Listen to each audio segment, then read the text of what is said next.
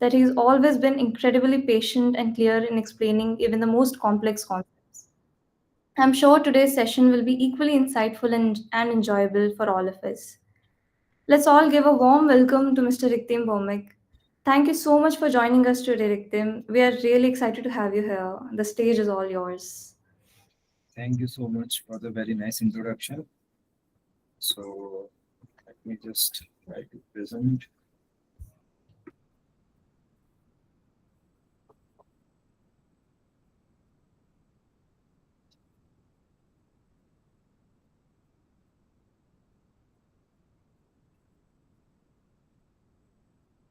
All right. Can you all see my screen? Can someone just confirm? Yes. Yes, it's visible. It's visible, right? Okay. Just let me know if the transitions are visible. It is, I guess. Okay, all right. So let me just begin. So first of all, thank you all for having me today. And it would be a really engaging session, I guess, because I think IBM Qiskit is all about quantum computing, but it will be something different, where I'll be talking about quantum communications, which is another parallel out of the four parallels, quantum sensing, materials, communications, and computing. Well, interestingly, the story of communications begins from where computing became a threat. So we'll look into that, and then we'll try to understand like what is the problem and how we can actually solve it. Okay. But before that, let's understand like what is the scale of this problem which is coming up, and why do we care about the solution. To appreciate that, first we need to understand like what is a digital infrastructure today. So like you all know, from say it from transactions to banking transactions, or maybe any form of communication or WhatsApp, everything that we use today is digital, right? We no more go with envelope based like postcards or anything like that. So every human on this planet Earth is connected by internet, and it's all digitally data which is overflowing. And just to mention a few, like maybe let's talk about some of the scary stuffs, like our bank passwords or maybe bank transactions, the way we deal with money. Everything is all digitally covered.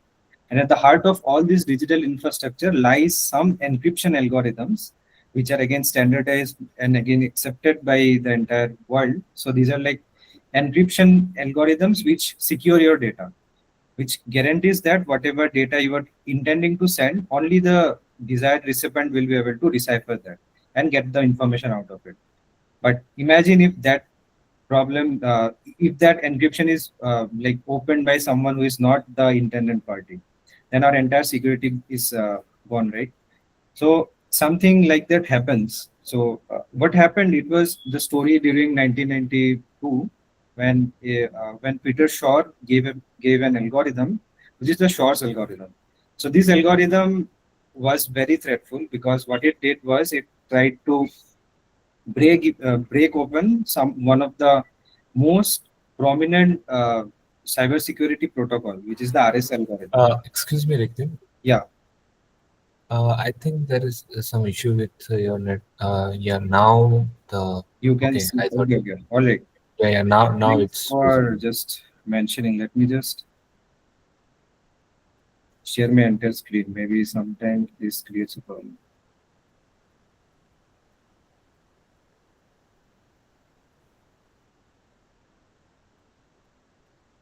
Okay. Just let me know if the slide transition is visible now. Yeah, now it's perfect. Now it's Thank you. perfect, right? So this was the previous slide before which I came into this slide. So it's just the overview of the digital infrastructure. So I guess you guys didn't miss anything.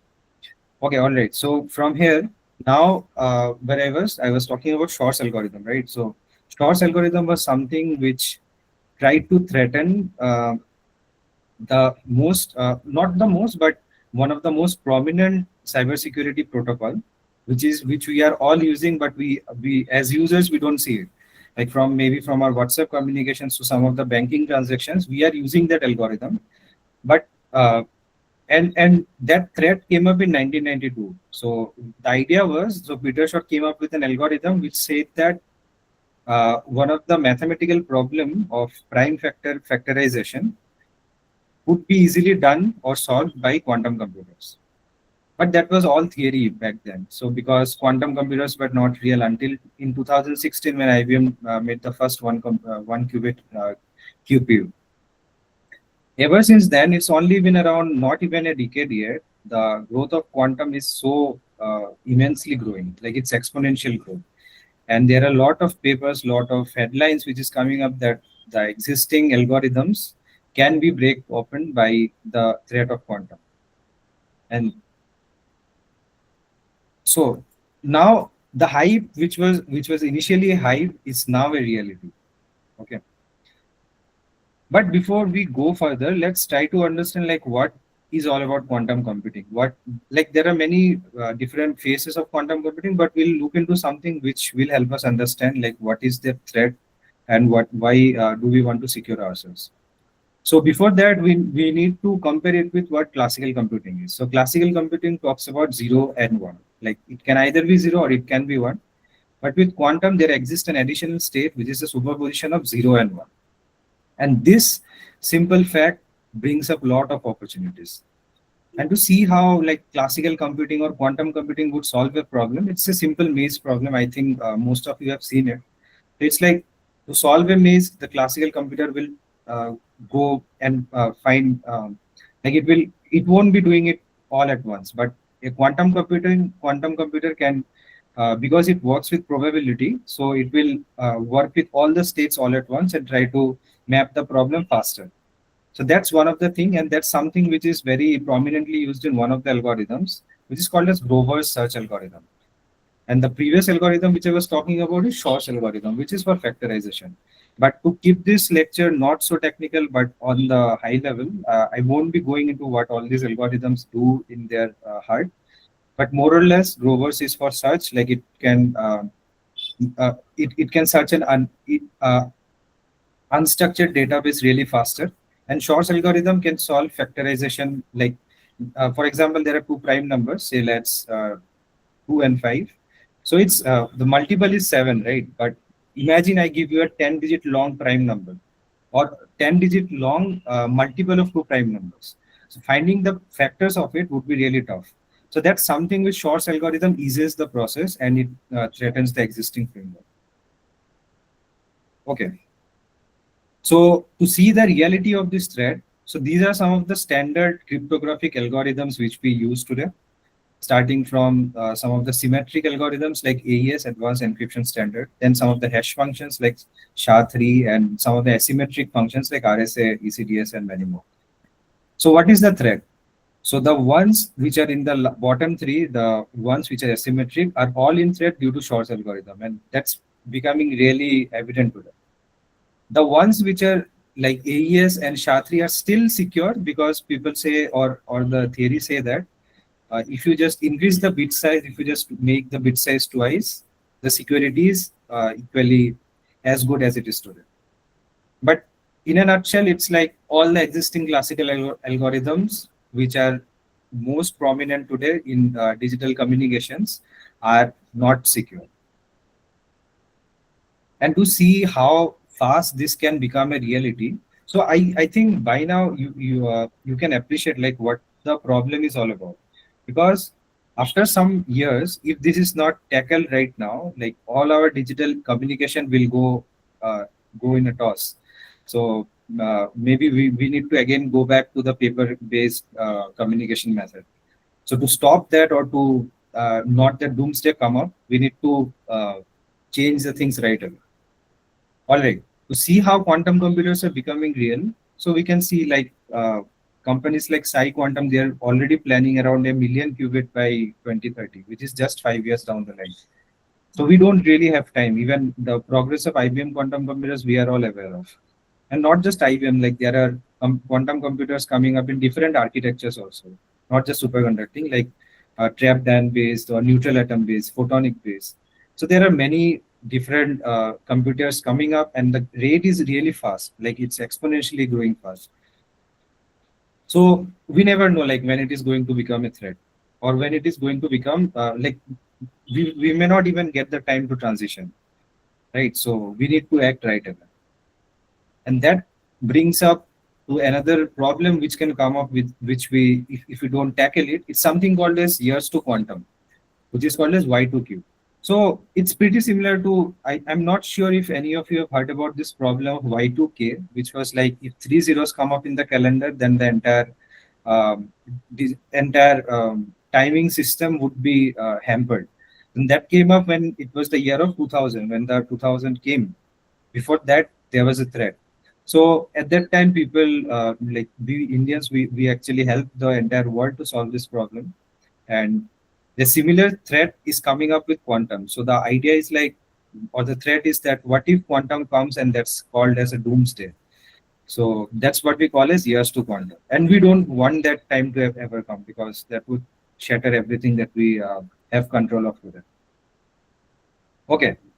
So it's not just valid to talk in the air like what exactly is the problem, we should be able to fix it, but let's see what are the problems first. So some of the problems which I've written is like first is the secure key distribution. So anything that we want to share today demands pre-secured pre-shared secured keys. So it's like as we go on the lecture you will understand like what this key distribution is, but for now just to keep things light, let's say secure key distribution is a problem. Then on-demand key generation at remote locations is another problem. Then vulnerability of data tampering and forgery or also authentication. Like there are a lot of attacks happening today by someone is mimicking me or someone is doing something. And like there are identity forgeries which are happening. So again, vulnerability with data tampering is a threat. Then reliance on computational assumptions, like today's every digital cybersecurity algorithm is based out of mathematics. It's like some algorithm which is securing you, but that's what reliance on computational assumptions is. Like we have seen for factoring, maybe tomorrow whatever we do, we come up with new form of math problem and we try to secure the data. Maybe some other version of quantum computer or some other computer becomes a threat to it. So there is a heavy reliance on computational assumptions, which we don't want. And finally, is weakness in randomness generation. So random numbers is something like we use OTPs and Google prompts. Like this is a secure, strong password, and that's generated really randomly. That's why it's secure. So weakness in randomness generation is also a problem because some of the random number generators that we use today are all algorithm based. So if I just summarize everything, so it all boils down to three major problems. First is weak random numbers, which are easy to predict. Then trusted couriers or zero temper alerts. It means that if someone is trying to tap my communication today, I don't get any form of alert. Like I don't get to know if someone is trying to eavesdrop on my communication. And the final thing is the security completely depends on mathematical problems. So these are the major three problems. If we can fix that with our new friend, quantum communications, then we are all safe. All right. So like I said, what needs to be fixed? First is weak random numbers. So luckily we have solutions or we have counters to all these three problems in quantum domain. First, let's see with the how we can tackle the weak random number generation. So this can be tackled by replacing it with quantum random number generators. The next is trusted couriers or zero temper alerts, right? So that can be tackled very easily with quantum enhanced communication because of some principle which says that if you try to eavesdrop any quantum link, then the state collapses and that acts like a alert to the users. The final is secure breakable mathematical problems can be replaced by unbreakable laws of nature. So it's like if you drop an apple on earth, it will fall down, right? Because of gravity. You cannot go beyond, you cannot just say it won't drop in some XYZ place. So that doesn't happen. You cannot go against the laws of nature. So in quantum communications, we design the security by using these fundamental laws of nature. So hence they are unbreakable. Well, to move forward, people often use these words collectively like quantum safe and quantum are like same thing. So they are not.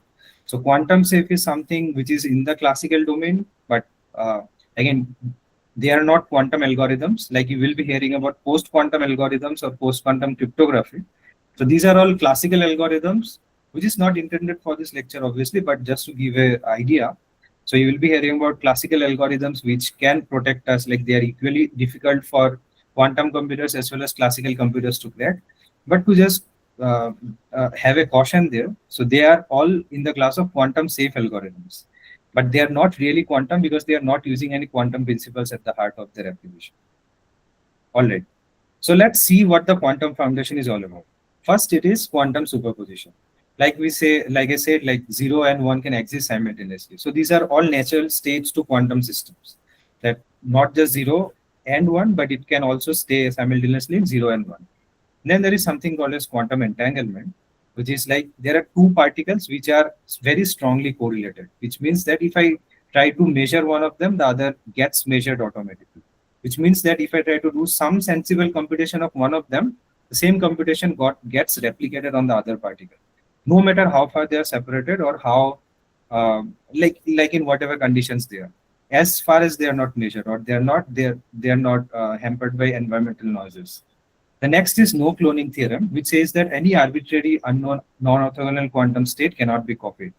And that's what the tempering alert, which I was talking about previously, that you get to know like if someone is trying to eavesdrop. Finally, the quantum measurement, which says that any act of observation on a quantum system immediately collapses to the system to any of its probabilistic states or any of its possible states with a probability. So these are the four let's say these are the four weapons that we have today that we can say that can safeguard us from the future threat of quantum computers. So like what we have in our quantum arsenal, we have like four very unique protocols or very unique class of protocols or strategies. So the first is quantum random number generators. So it's like use quantum principles or use quantum entities to generate random numbers. Okay, so it's very simple. Let's see one example. So let's take a single photon source. So these are like this is like a imagine it like a gun. So the gun is firing bullets, but this time the bullets are replaced by light particles, individual single light particles. Okay, and these single light particles come with very different attributes. Let's say we take here the polarization attribute, or let's say we take just the particle attribute of. So now in optics, we have a device which is called as a beam splitter. So what a beam splitter does, it lets 50% of the photons transmit and 50% of the photons reflect. Okay, so in a very simple scheme, what we'll have a single photon source, then we'll have a beam splitter, and finally we'll have two detectors. So what happens when the single photon source starts shooting out photons? The beam splitter will probabilistically either let it transmit or let it reflect. So if it gets transmitted, it gets into the detector D2. If it is reflected, it gets into the detector D1. Okay. Let me use a pointer here. Okay. So this is my D1 and this is my D2. So what now what I need to do, this detector should be capable of identifying single photons. Okay. So they should be able to resolve single photon detection. So if these three criteria are met, which is like the single photon source, a beam splitter, and a single photon resolvable detector, then we can generate a random sequence of zeros and one. How? If the light gets reflected, call that unit as 0. If it is get transmitted, call it as 1.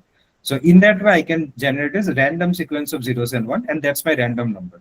And that's what a very simple scheme using quantumness, we can do quantum random number generation. The next class or the next class of protocols come in the quantum key distribution. So in cybersecurity today, the entire problem is with the secure distribution of keys. So keys are like, for example, I have a box inside which I have a message, and I want to send this message to one of my partners. But to send it securely, I should lock it with a key, which only I should be having a hold of, right? So if I have a unique key with me by which I can lock this box and I can send it to my friend, then he can decipher it only if he has a same copy of my key with him. right? That is only possible. Otherwise, it's not possible to. Obviously, we are not going to use brute force mechanism, and someone is not going to come up with a hammer and just break the box open. So let's imagine that kind of situation is not possible, and let's say the box can be opened by only the unique key. So the problem is now, as long as I have the key with myself, it is fine. But how will I give this box to someone, or let someone else open this box, who is my friend, who is not someone who is eavesdropping, without sharing this key first, right? Which means that I need to first share the key with the friend, so that he can, when he receives the box, he can open it. So that's the problem of secure key distribution. Okay, and that's where entire threat comes up today with the quantum computers. So that problem can be solved by quantum principles. Again, we'll see one of the protocols and we'll understand also. The idea is, if you can securely distribute two identical keys to two users, and then use that same key to lock a box which has some message and send it over, then the entire problem of then the entire threat of quantum can be resolved. Okay, I hope this gave you an idea of what quantum key distribution is, or what the problem is all about, and how it can be solved. Next is quantum secure direct communication, and it's like a really advanced version of quantum key distribution, which means that, so what was the protocol all about? So first I have to share the keys, then I can share the box which is the message, right? So what if I replace the first step, like what if I remove the first step, which is with the key distribution? So this protocol, this class of protocols of quantum secure direct communication say that you don't need a key anymore. So what you do, the box, imagine this box is now a quantum entity, like which is like in a superposition state, in a magical cloud, or like you can use a fancy imagination. So it's like a box which has the message, but again the box is not in a particular shape. So it's like moving, it's like behaving like a quantum particle. Now, because it's again a quantum particle which has the message on it, you can directly send it over the channel. So there is no key now, but the protocol, with the protocol, we can design such a mechanism by which the message can be directly transferred. So you see, this class of protocols actually reduces one step in the communication, which is like secure key distribution. So you don't need any more secure key distribution, but you can just encrypt your message directly on the quantum entities and send it over the channel. Okay, that's the third class, which is quantum secure direct communication. And the last class, which is the quantum secret sharing, it says that this time you don't send anything over the channel. It's like secretly generating the message at the two parties end. So let me give you an example to explain what it is. So suppose Alice and Bob, they want to communicate something secretly, and they have 4 trusted friends, or let's say they have 4 friends with them. So what the protocol will do, this protocol will try to send the secret to Bob with the participation of the 4 participants, or the 4 friends. So these 4 friends, so Alice will not send directly anything to any of the 4 friends. Okay, so but the 4 friends, with execution of some protocol, they will be able to generate the secret at the Bob's end.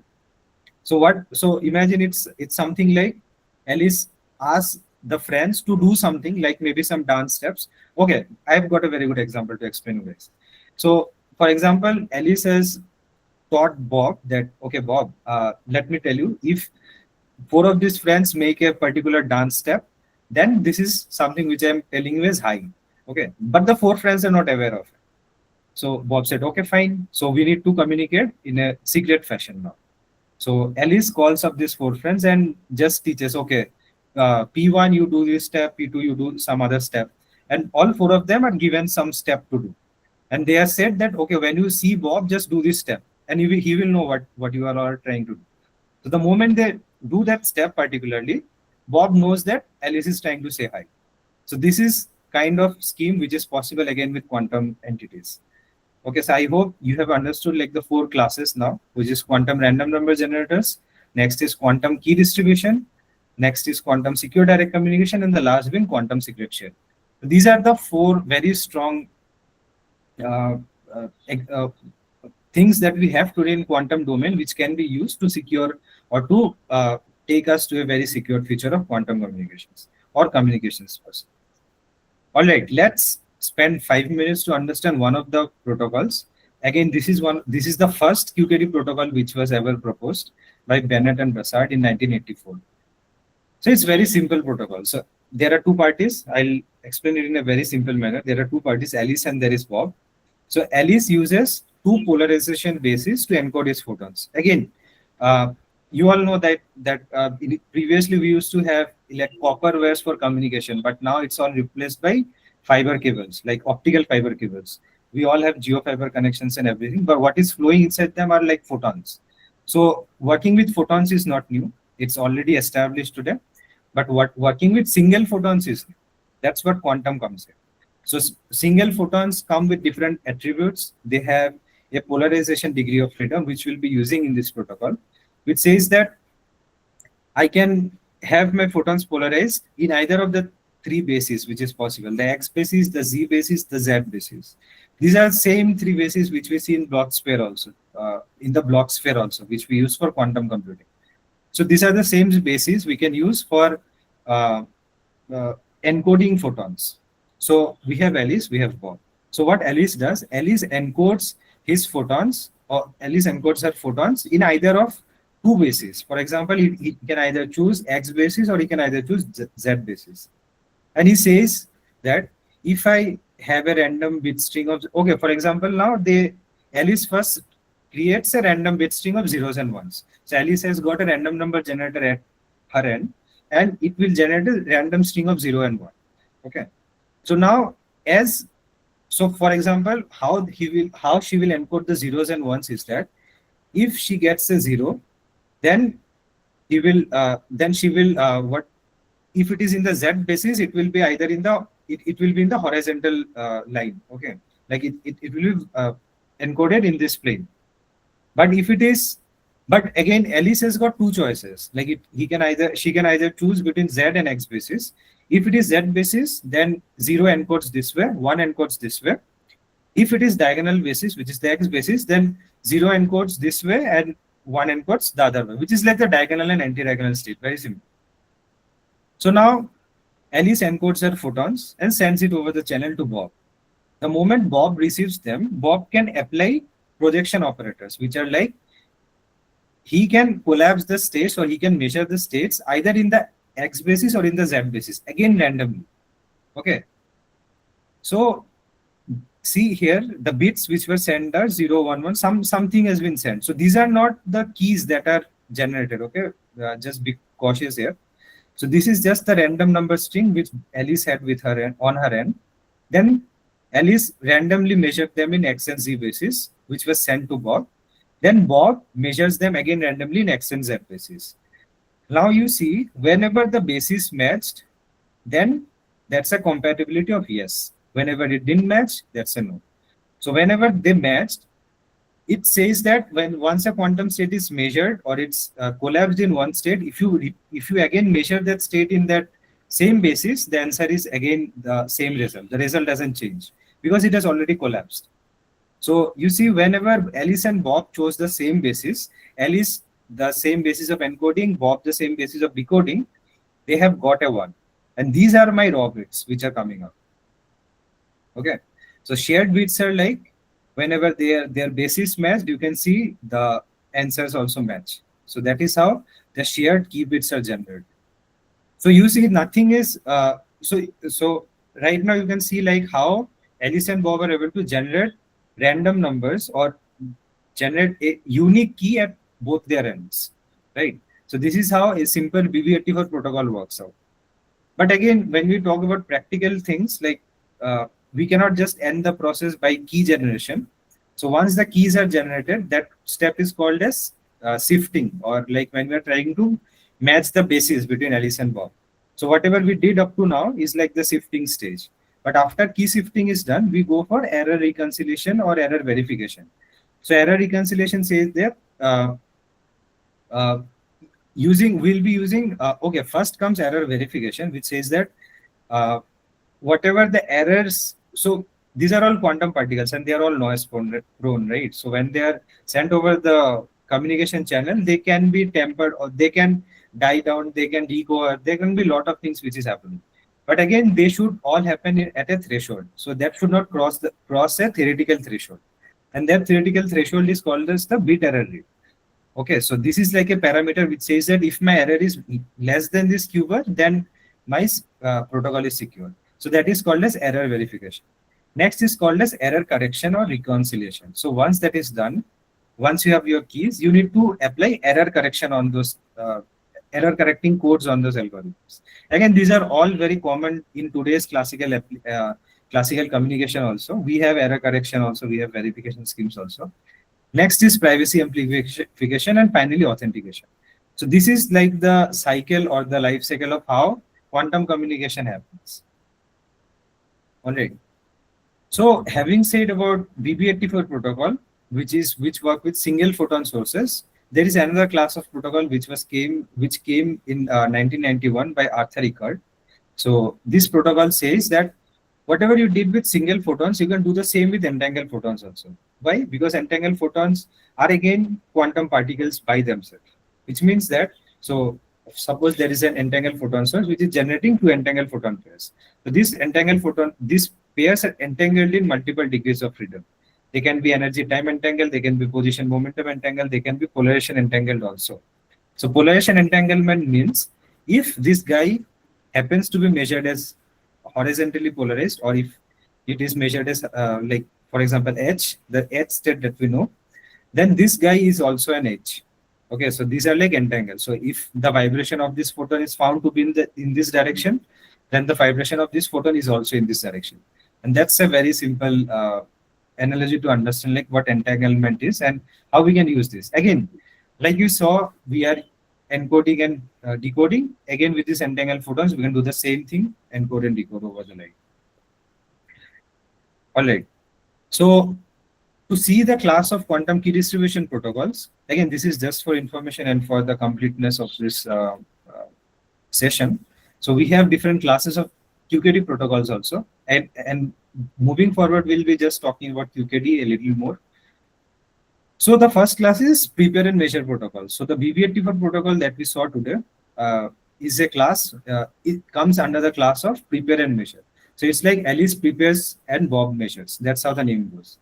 Next is entanglement based protocols, where you use entangled particles to generate the same keys again, the secure keys. Then there is something called as measurement device independent and device independent QKD. So these are more secure versions where we remove trust from any of the measurement devices or maybe the entire devices. So this brings a lot of trust to the users that, okay, I don't have to trust my quantum systems anymore. Like whatever they do, let them do. Whatever results I have, they are completely secure. And finally, something called as twin field QKD. So this QKD class of protocols has become very popular today because of their distance limits. Like they can go around 500 kilometers, which is otherwise not possible by direct transmission. So this class of QKD protocols are becoming very popular or very practical today. All right, let's look into some of the QKD solution providers or how big this devices come up today. So these are all like 19-inch rack solutions. So you can see ID Quantic is one of the famous vendors. Then Toshiba has also designed a QKD system. So you cannot see whatever is happening inside. Whatever happened inside, we already understood that in the previous few slides. But this is how the black boxes look like. So this is how the units come up, and they can be used for secure key distribution today. All right. So now let's see what are the achievements which has been achieved. So for point-to-point QKD, which means that there is one Alice and there is one Bob.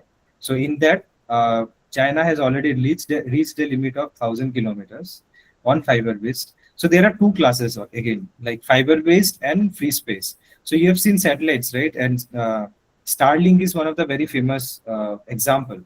So Starlink is also used for internet communication. But do you see any optical fiber flowing or getting connected to Starlink? No, right? That's happening in the optical domain, which is in free space. Okay, so that's how today's communication is can be classified in two stages, two different aspects. Either it can happen through optical fibers. All the geofiber cables that you see are the fiber-based schemes, or the other class can be free space based. It can be directly from the satellite. The communication is happening. So in quantum also, we can classify them into the very same thing again, fiber-based and free space-based. So these are some of the examples where we see India has also done some remarkable feat in free space. Like we have shown 1 kilometer direct communications, QKT communication between two stations, then 100 kilometer in fiber-based also. All right. If you have any questions, you can tell me, because I'm not able to see if someone is raising your hands or something like that. But again, we have a Q&A session at the end that can also be done there. All right. So now what we will do, we have understood. Let's just take a moment and let's see what all we have seen until now. First, we understood like what the problem is with quantum computers. We tried to identify that problem into 3 building blocks, and then we tried to understand like how quantum can help us do that. Then we moved our focus into quantum key distribution, which is one of the fascinating artifacts. In quantum key distribution, till now we have seen there are two parties, Alice and Bob, and they are trying to communicate. But we all know, right? Conference call cannot happen between two particles or two entities. It needs multiple people in together. Like even in this call, there are like maybe 50 odd participants communicating, right? So it's not just two people communicating. There are a lot of more people coming up. Which brings up to the question is, how can we scale? Like how can we go beyond two parties and increase it? But before that, there is another problem, which is like quantum entities, they cannot stay quantum for a very long period of time. That's why IBM quantum computers, they have a decoherence time, which is called as T1 and T2 time. Then, which is because the quantum entities cannot stay for a very long time in their quantum state, because the environment always tries to pick them. And that picking is like a measurement which is happening. So quantum, even in communications also, they cannot travel a very long distance, because if I try to send a single photon over a long distance, they may die down. So there is always a limit to it. So which brings us to the question, can we scale? Can we go beyond that? Luckily we can, and there is a protocol which is called as entanglement swapping, which means that, okay, let me explain how. Okay, so for example, imagine this is the maximum distance a single photon can travel. Okay, if I try to send it any more further, it will die down. So I'm limited now. So entanglement swapping gets me to increase this distance. How? We'll see. So we have Alice, we have Bob, and now in the middle, we have something called as Bell state measurement unit, or let's say this is like a black box. For now, let's imagine the one which is in the middle, this guy is a black box. So the distance between Alice and this black box is this limited distance, and Bob and this black box, again, this limited distance. So what it is like, there are like two entities, okay? So the previous distance, if it was X, now it is 2X distance. And at the center of both Alice and Bob, there sits this black box guy, which is going to do the magic of increasing the distance. What it does, so with this kind of protocols, or to increase this distance, we need entangled photons. So you see now like entangled photons come very handy. So what we will do is, Alice will have an entangled photon source with him. Bob will also have another one with him. Okay. So entangled photons are like two photons which are coming. So what Alice will do, Alice will try to, here in this picture you can see EPS1 is with Alice, EPS2 with Bob. So EPS1 generates an entangled photon pair. So one entangled photon pair, Alice preserves with her, like at Alice end, one of the entangled photon pair will be kept, and the other photon pair will be sent to the black box. The same thing Bob does. So Bob also prepares entangled photon pair, keeps one with himself, and sends the other pair. Okay. So if you are with me till now, so what this black box does, it will try to do a joint measurement on these two photons which are coming up. So the act of this joint measurement collapses the quantum state, which was first with Alice individually and Bob individually, and it tries to entangle the photon which Alice has and the photon which Bob has. So it's like something like this. Like for example, these are the two entangled photon pairs which were generated. So this is with Alice and this is with Bob. And this guy, which is the other photon pair with Alice and Bob, travels to the black box, and they gets mingled or they gets collapsed or something happens, something magical happens with them, And the act of that magical thing entangles these two guys. Okay. So you see, by this act of intermediate measurement, I can now entangle two photons which are at a distance of 2x. This is the magic of entanglement swapping. So instead of directly sharing now, if I use an intermediate box or intermediate black box, I can increase the distance. So this is the beauty of entanglement swapping or working with entanglements. So we have surpassed this problem now of longer distance. Okay. So there are two problems of scaling. First is, can we go for longer distances? Answer is yes. Next is, can we form a network? Can we get into a quantum conference call in the future? So the next thing is done by quantum networks. So quantum network is something where we talk about devising protocols which can work in a network, not just two parties, but working in a network. So these networks are again works on the same layout of what we have today in TCP/IP or OSI model. They will have 5 layers: application, transport, network layer, link layer, physical layer. And in the physical layer, all our quantum sources, detectors, they come in. Link layer has got entanglement, generation, swapping, and purification. So we understood what is swapping. So link layer is for linking longer nodes. So it's for like going beyond certain distances. Then there is network layer. Obviously, when we have many users talking and we want to find out or pin like to pick one of the users out of this wide network, we need some network protocols or some routing algorithms to work, network routing algorithms. Then there can be multiple users who are trying to ping to the network.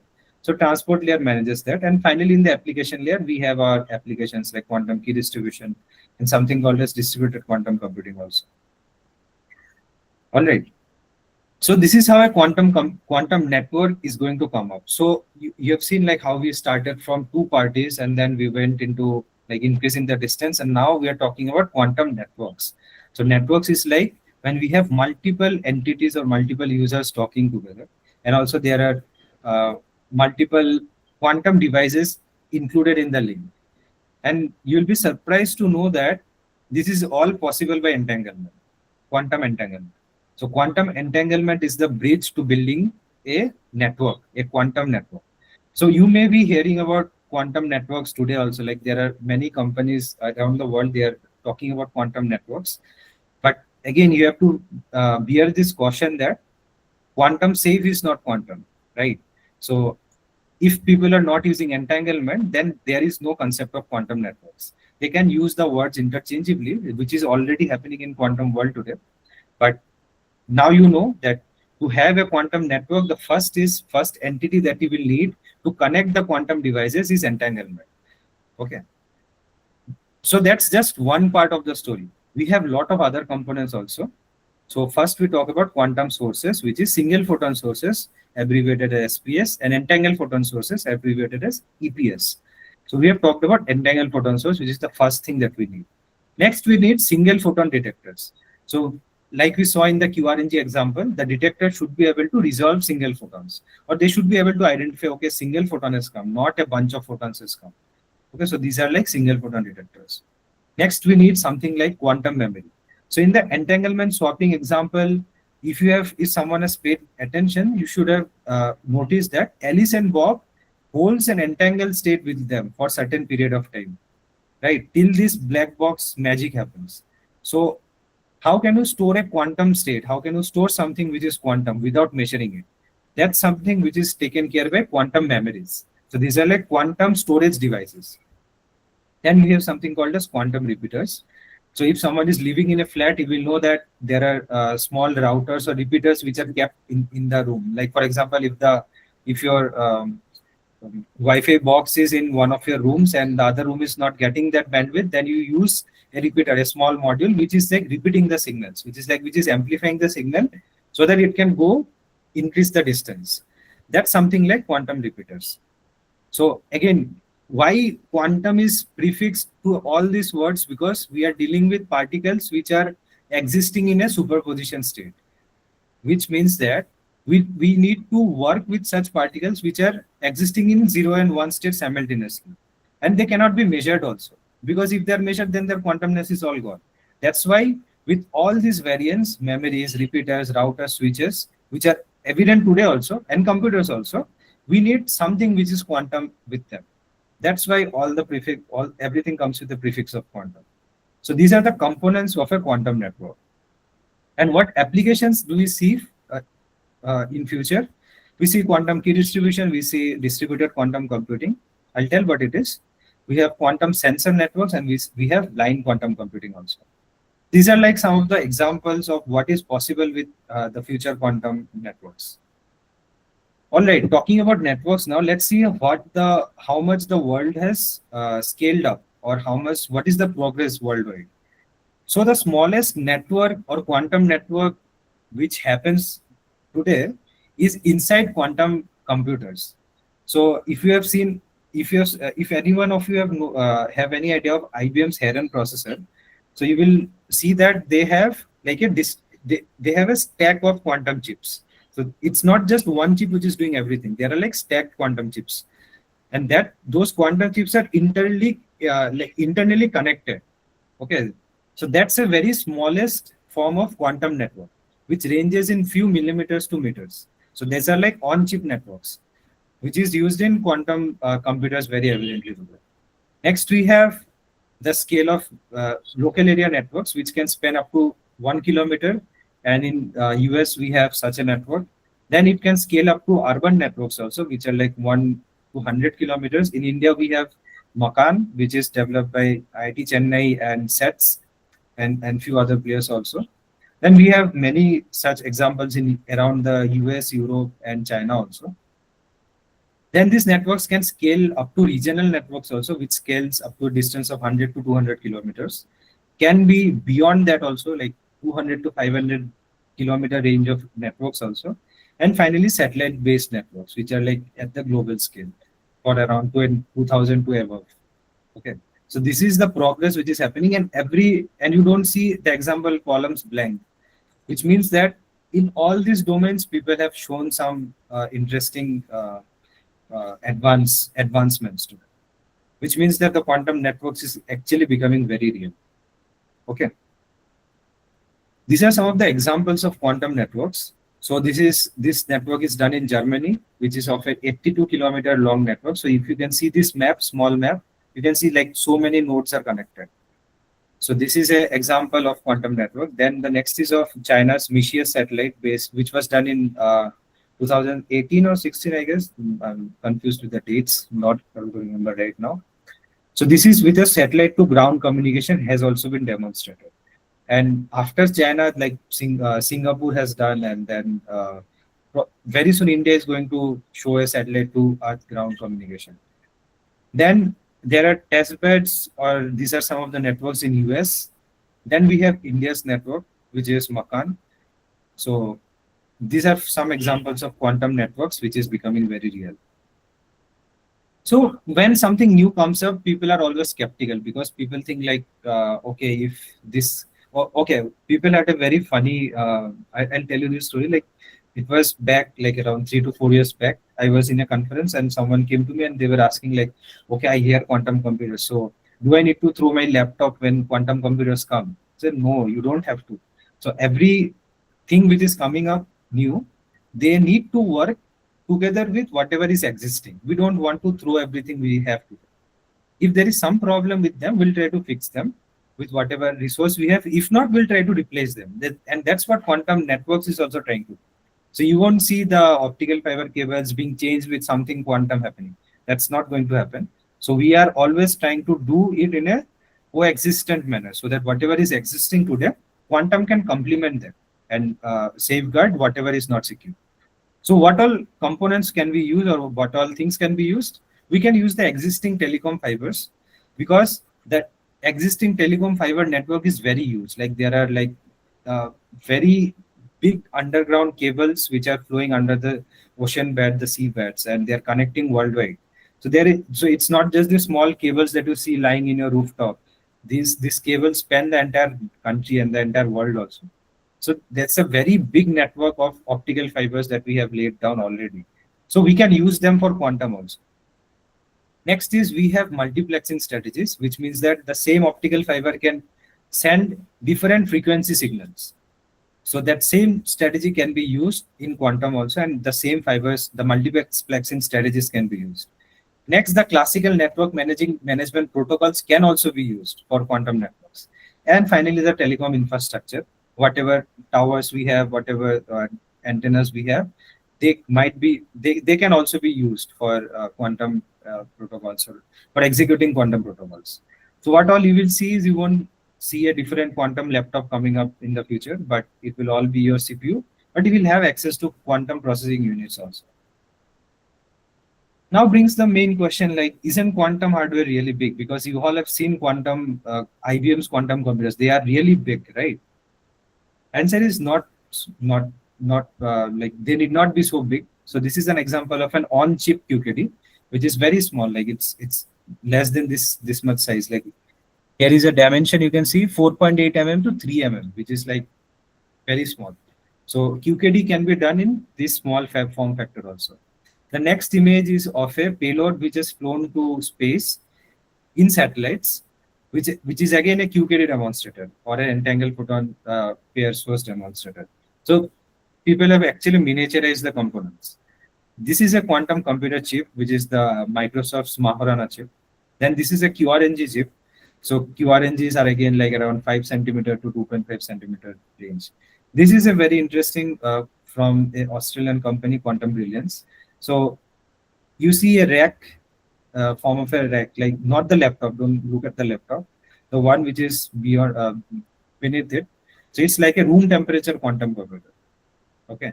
So the form factors are coming down really small, and the smaller they are, the easier they are to integrate. So that's what we are talking about. The advancements in quantum technology is exponentially scaling up. Well, we've talked about so many things. We've talked about networks. We have talked about point-to-point communication. We've talked about QRNGs. We've talked about QKD. We've talked about quantum computers. Not today, but overall in this Qiskit Fall Fest, you should have learned a lot about quantum computers. The next question is, what is next? Like, what can we do next? The very promising idea of quantum internet. So quantum internet is like the idea is like you can connect very different quantum units together, which means that all these isolated systems, like my QKD is isolated, my quantum computers are isolated. Can there be a way I can connect them? Because if I can connect them, then you can just imagine the power of computing or the power of communication that we can get tomorrow. Let's say, for example, IBM Quantum computer is very different from a XYZ other company's quantum computer. For example, Rigetti is another company which is again doing superconducting qubits. So Rigetti's QPU and IBM's QPU are very different, and there is no link you can develop. Quantum link I'm talking about, like the IBM's quantum computer do not talk with the Rigetti's quantum computer. Why? Because they are independent hardware, and that bridge can be, the link can be done by a entanglement sharing. Not just entanglement sharing, that's the first step. So sharing entanglements, which was again the first pillar that I've talked about in the quantum internet or networks. If I can share entanglement, I can actually connect these two processors. So you can imagine the power. Like, for example, IBM has got 1000 qubit now, and Rigetti has got another 1000 qubits. If I can connect them, I have 2000 qubit computation power. So you can imagine the power which can come up. So that kind of scenario or that kind of dream is possible with the vision of quantum internet. So what is an internet? Internet is just networks which are interconnected networks. So we have seen about many form factors of networks, right? In this slide, we have talked about on-chip networks, we have talked about local area networks, urban networks, regional scale networks, terrestrial networks. So imagine all of these networks getting connected. That's what the dream of quantum internet is. Like connecting so many devices worldwide and taking the power of all of them working in monopoly, in unity. Okay, and they will be all powered in the backbone by quantum entanglement, and there is something called as teleportation also, and quantum key distribution. So what all applications we can see? We can see global clock synchronization, we can see blind quantum computing, we can see ultra secure communication happening. We can see distributed quantum computing. Distributed quantum computing means that not all the tasks will be done by one quantum computer, but it will be delegated to another quantum computer also. So this is the idea of distributed quantum computing. And this is how supercomputers work today. Like in supercomputer, it's not just one computer sitting there. There are multiple computers, but they are all connected. So if you can connect multiple quantum computers, you get distributed quantum computing. So that's the broad vision which we can imagine. So you have seen, like, we have started with the threat of quantum computers and we have came so long, like we have came so far. We started with the problem, we tried to understand what are the solutions which can be possible. And finally, we are dreaming for a better future, a very interesting future, having quantum internet. All right, with this, I would like to end my session, my monologue, let's say, because that's what I don't like about online classes, because it's all just one people talking, you cannot see the faces also. But okay, that's, I think that's all from me.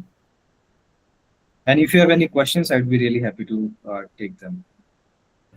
Thank you so much, Rikteem, for that wonderful and insightful session.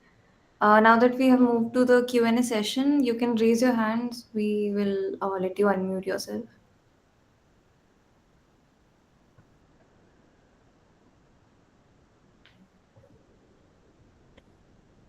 Well, I won't be surprised if no one has any questions, because I don't even expect myself to understand in the first go. Okay, someone has a. Okay, Swaroop, please go ahead. Uh, Hello, Rikteem. I hope I'm audible. Yeah, you are. Yeah.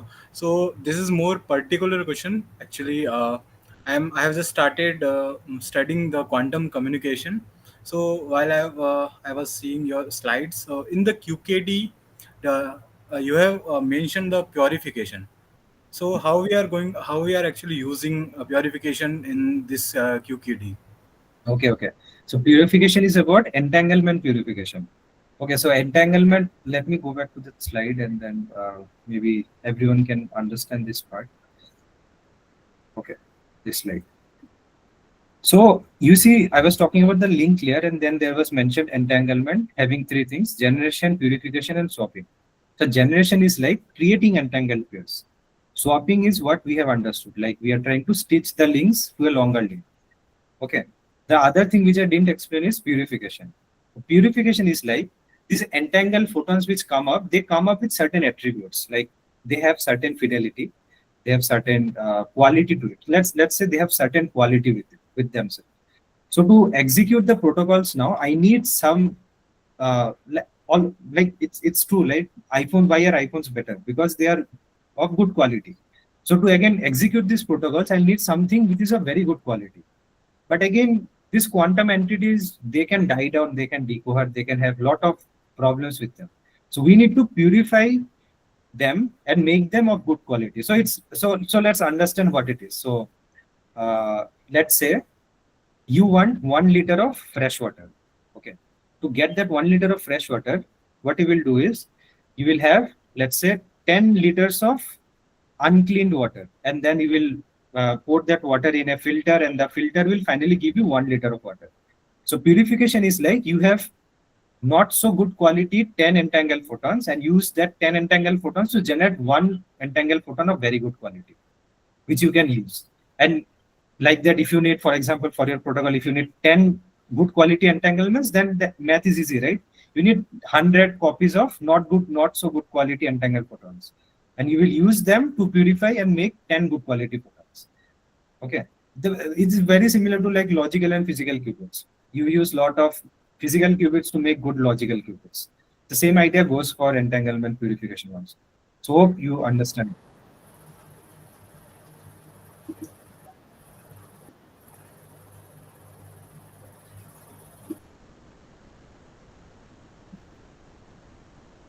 Yes. Okay. There is a question in the chat. How much is the speed of communication into entanglement? No. We're talking about photons, right? Photons travel with the same speed. That's like c, which is 3 into 10 raised to 8 meters per second speed. So that won't change. It's all at the speed of light. It won't be at the speed of sound. All right. Someone else also has a question, right? Yeah. Please go ahead. You can unmute and you can talk. So when you when you are talking about quality, like, so you are so kind of we can say you are using some 10 or 20 like partial entangled state or some with erroneous entangled state to make maximally entangled state, right? Kind of thing. That's Yeah. okay. Another question, like, has there been any experimental work performed on quantum internet?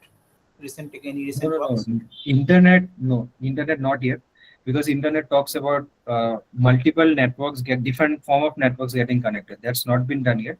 But people have done in networks, local networks, like whatever network examples have shown, that's the best people have done. But internet towards that, people have not scaled up yet. I mean, I've read up the basics of quantum internet. Networking. So I saw one thing problem with the quantum internet, implementing quantum internet. So, like the problem with quantum memory. So, has there been any experiments or works to try to solve this problem?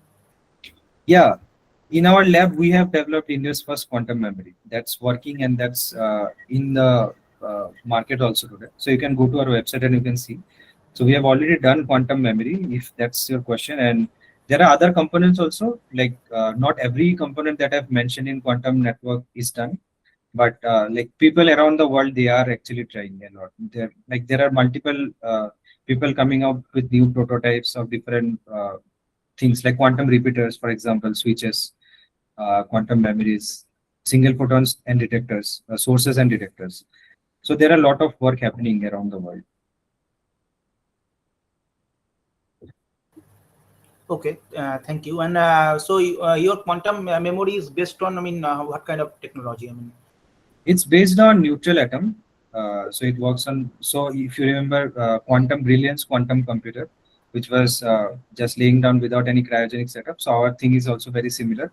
It works with neutral atoms and like works at room temperature. It's a neutral atom based system. Okay. Yeah. So yeah. Hi. Yeah. Hey, first of all, thank you so much for the session. It was very informative.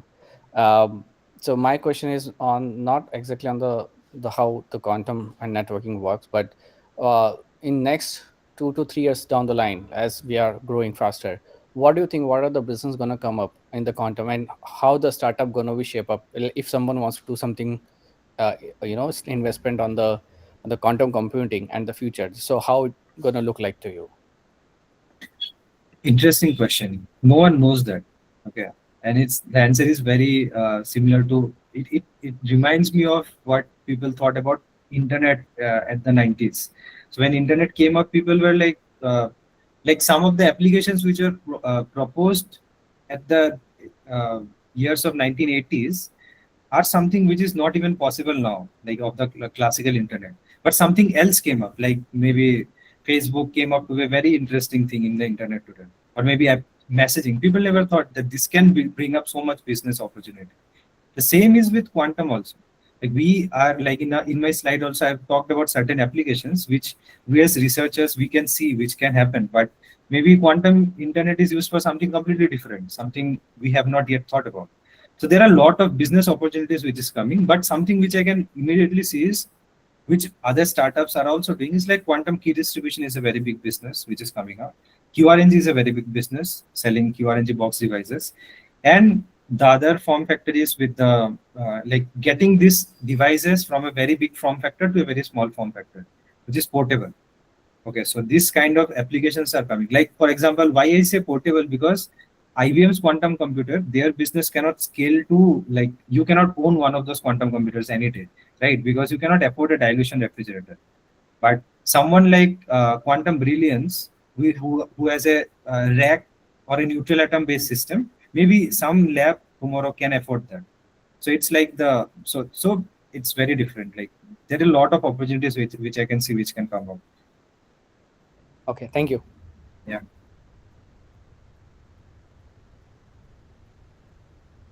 Okay, any more questions? Someone has a question regarding. Yes, Somajati, we do. Like you can go to our website. There is a career option. You can reach out. Definitely, we have a lot of options.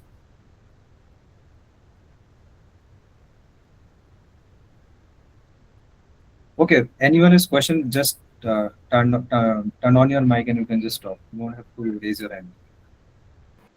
Yeah. So thank you so much for the fantastic talk. Yeah. So my question is related to the fact that in your entire talk and in the entire photonic community general, people are currently working with qubits only. But what are the benefits if, let's say, we go to higher dimension like qubit, or more than that? So Mhm. is it practically feasible? Yes, that's where the thing is. Practical feasibility is something in question or something which is not very promising, promisingly realized today. That's why people are restricted to qubits. But going to higher dimensions, definitely we have a lot of uh, positive things to that. But like I come from a background where I've started with learning these protocols theoretically and then going into the actual lab and then working with these devices. So I know the challenges like which comes about, what problems come up. Dealing with just qubits or dealing with just the superposition state or creating an entangled state, it can take months. So if I'm taking months, definitely people are taking if not weeks and some more time. So practicality or to bring those entities into the real world is still a challenge, but that doesn't mean that qubits or higher dimensional qubits won't be practical anytime. So like I said, the exponential growth of quantum computing also shows that the other areas or the other facets can also scale up really fast, and they have a lot of benefits. Definitely qubits have a lot of benefits than more than qubits, but again the question comes up, what are we trying to solve? If my problem is solvable with qubits which uses less components, then definitely I'll be sticking to that. So for applications which need qubits, definitely people are trying that around the world. There are experiments you can see, and that can happen. Yeah. To add to that question, so currently, do you think we'll be requiring any new kind of infrastructure or theories to deal with the qubits, or the current theory or the current the infrastructure that we have for the qubit is applicable to qubits as well? Mm, I think okay, there are two answers to it. The first answer will be uh, every new science or every science which is coming up, they gets improved over time, right? Which means that the theory which I knew initially, maybe if you just see the atomic model starting from Rutherford's theory, coming to Schrodinger's wave equation, so it has evolved, right? The same is possible. The moment people start doing something, if the theory is laid very well, then it's fine. But if it is not with experiments, if some new form factors are coming up, then they need to be dealt different. So that may bring up new opportunities, but that doesn't also falsify whatever we have needs to be changed. So there can be different answers to it, but unless one starts working on it, a concrete answer I think would be very possible. Oh, thanks. Yeah. Okay. Any more questions? Yeah, good afternoon. Yeah, hi, Good Rick. afternoon, sir. Yeah. Uh, Yeah. like you mentioned that about video conferences and quantum secure networks. Today, AI agents are being used to like assist in meetings and all. Do you think their how they function would change when these networks are being used? Um, Not really, because I think AI complements quantum. That's why quantum and AI are two different things. Okay, I think they can, both of their best things can be utilized and something unique can be done. Because see, quantum is for, in the perspective of communications, is mainly for security, right? So if I'm talking about conference calls, what I intend to say is that I'm trying to secure multi-party communication or multiple people's talking together. I'm trying to secure that. So that's something which quantum is very good at.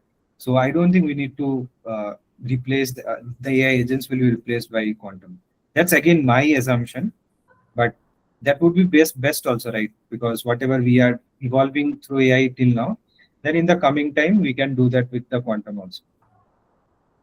Okay, thank you. Yeah. Okay. Someone else was also talking. Sir, good afternoon, sir. Yeah. So my question is related to quantum memory. Since I have been writing a review paper on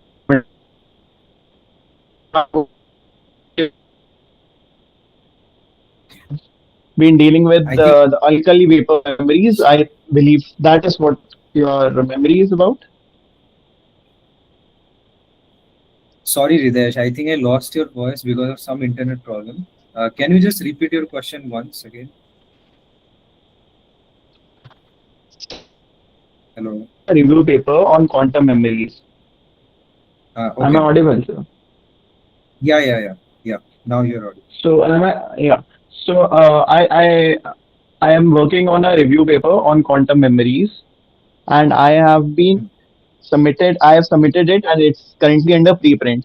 So I would like to know about your quantum memory which you have created.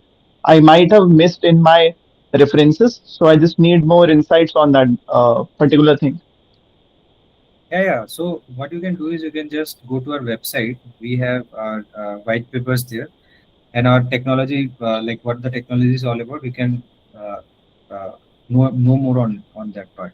But again, if you want to include that for a paper or something, what I suggest is you can get my email ID from the organizers, and you can just drop me an email, and whatever resources we find helpful, which can help you with the paper, we can share you on. So just one thing I want to ask: is it alkali vapor based quantum memory? Yeah, it's rubidium paper based. Yeah. Okay. Thank you.